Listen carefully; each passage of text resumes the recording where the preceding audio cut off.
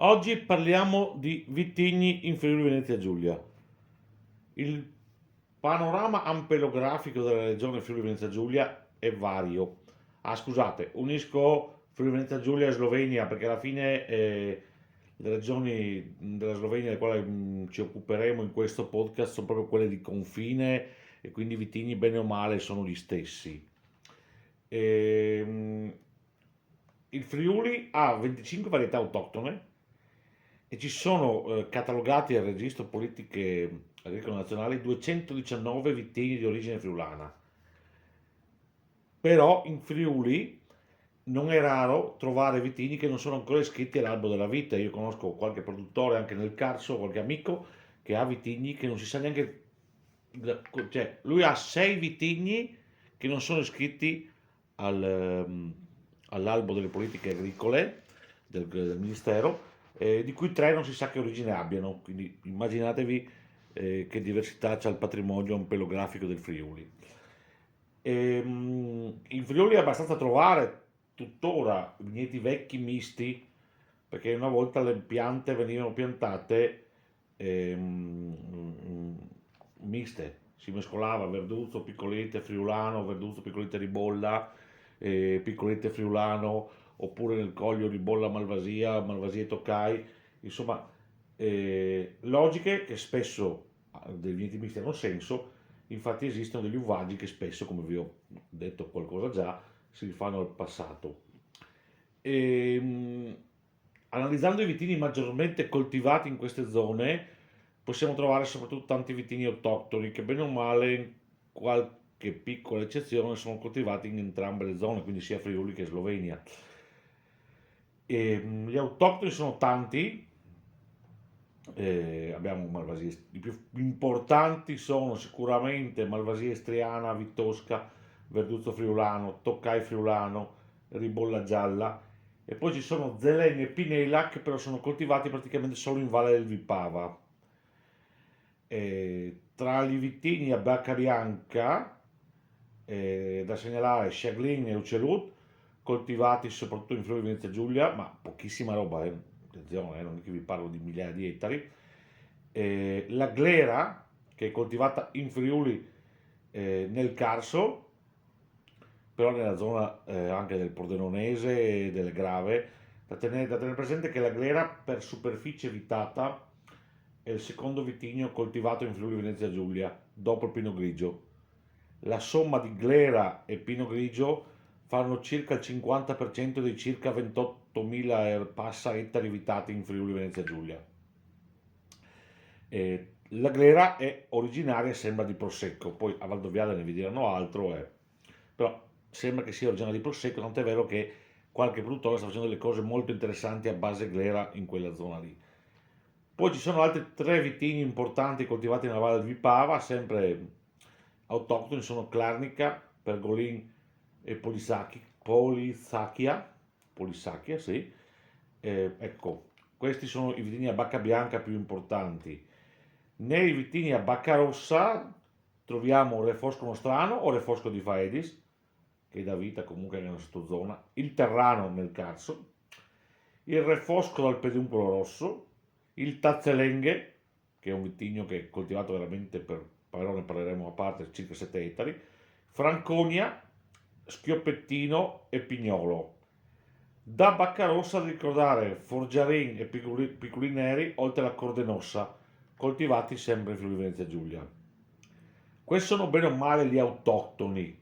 Poi chiaramente c'è una gran parte, e soprattutto anche nelle colline ancora, di vitigni che sono stati introdotti col tempo, vitigni internazionali o alloctoni, insomma, ma soprattutto di origine francese. Però qua sono vitigni che spesso sono acclimatati perfettamente e si esprimono ad alto livello qualitativo. Abbiamo Sauvignon Blanc, Chardonnay, Pinot Grigio, Pinot Bianco, Merlot, Cabernet Sauvignon, Cabernet Franc, Pinot Nero. Ormai però spesso questi non è che sono autoctoni, sono semi-autoctoni, nel senso che so che la parola è brutta e non si può usare, però sono vitigni che sono coltivati in Friuli Venezia Giulia e Slovenia dai primi del 1800, introdotti dall'impero asburgico. Per conto mio il Merlot è uno dei vitigni dove dopo Pomerol in Friuli dove si esprime meglio, frutto di anni di assaggi alla cieca. I risultati del Merlot in Friuli sono belli, soprattutto in alcune zone tipo Slavia da bei risultati, in zone tipo Butrio, poi ci sono anche altre varie zone, però giusto per darvi delle idee. Una cosa interessante la fanno i tre Pinot, Pinot grigio, Pinot bianco e Pinot nero. Allora, Pinot grigio, come vi ho detto, no, forse non ve l'ho detto, comunque il Pinot grigio è il vitigno più coltivato in assoluto in Friuli Venezia Giulia. È un vitigno chiaramente di origine francese, alsaziana, dà grandissimi risultati, sia vinificato in bianco, attenzione, non quel bianco carta trasparente che è tanto famoso sul mercato, soprattutto americano, ma vinificato in bianco seriamente, insomma, cioè senza proprio fare filtrazioni iper che portano a, tra virgolette, distruggere il gusto del vino, scusate la parola, che è in versione sia ramato che macerata. Ci sono aziende nei colli orientali che da sempre producono Pinot Grigio in versione ramata, ci sono tantissime belle idee di Pinot Grigio ramato. Vi garantisco che si trovano belle cose di Pinot Grigio e che meritano veramente. Gli altri due li nomino perché sono interessanti, perché il Pinot Nero, dal quale nasce nel 2018 la rete di impresa di promozione del Pinot Nero. Come sapete in Friuli è una di quelle zone dove le associazioni per promuovere il vino nascono di continuo.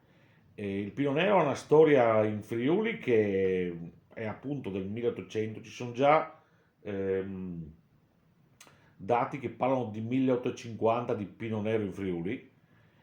Ehm, quindi si parla di Pinot Nero in purezza in Friuli un centinaio di anni prima che i primi Pinot Neri in purezza dell'Alto Adige, che sono stati alla fine degli anni 60.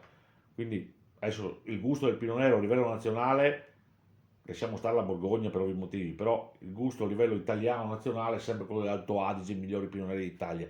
Secondo me sono i peggiori, mi scusino gli amici dell'Alto Adige, a parte qualche dettaglio, secondo me l'Alto Adige deve dedicarsi ad altro e non al Pinot Nero. In Friuli i risultati sono interessanti, è stata creata questa rete di impresa che comprende 7 cantine, che sono Antonutti, in zona comunque Friuli Grave, Zorzetti in zona Colli Orientali, Antico Borgo dei Colli in zona Colli Orientali, Conte d'Atemi Maniago in zona Colli Orientali, Gori,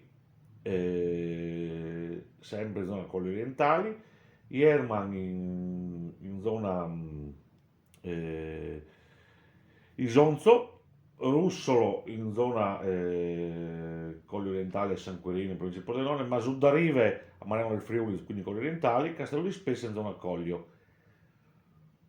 Forse non voglio dire una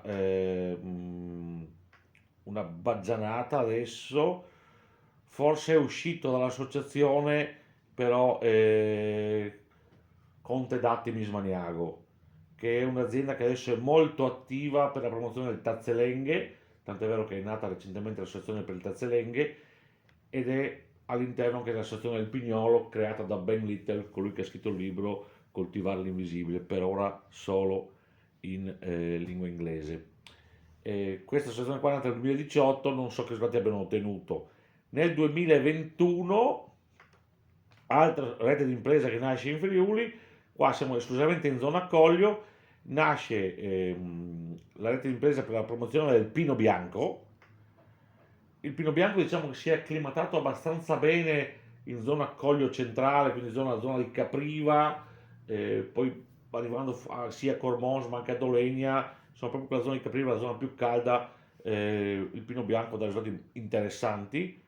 Le aziende qua sono 7, sono ancora 7 se non erro, sono 7 dall'inizio, là forse erano 8, poi sono diventate 7 sul Pino Nero. Comunque sono Schioppetto, che siamo proprio a Capriva, Castello di Spessa, che siamo a Capriva, Russi Superiore, che siamo a Capriva, poi abbiamo Alessandro Pascolo, che siamo a Rutars, la cantina è appena sopra la cantina di Erman, dietro il Castello di Trussio, quindi siamo in zona Dolegna. Idem per l'azienda Venica e Venica, che siamo a Dolegna.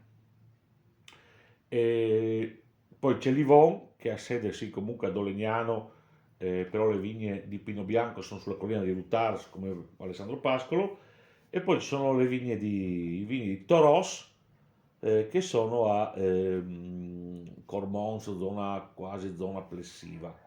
Ecco, questa associazione è nata per la promozione del Pino Bianco, ehm, hanno creato anche a suo tempo una cassetta identificativa particolare, sembra un piccolo alveare, ecco, diciamo così, eh, dove vendevano le 7 bottiglie per portarvi alla scoperta del Pino Bianco, insomma. Eh, Solitamente i vini sono abbastanza puliti, sono puliti, abbastanza eleganti, hanno tutti un fil rouge comune, non sono troppo ciccioni, non sono troppo pesanti, ehm, l'acidità non è spiccata, comunque è un vino interessante da scoprire, ecco. Questo è quanto sui vitigni. Andremo a parlare dei singoli vitigni, adesso siccome ce ne sono vari da parlare, farò una puntata sui refoschi, poi una dedicata al pignolo, una schioppettino, ma adesso vedrò.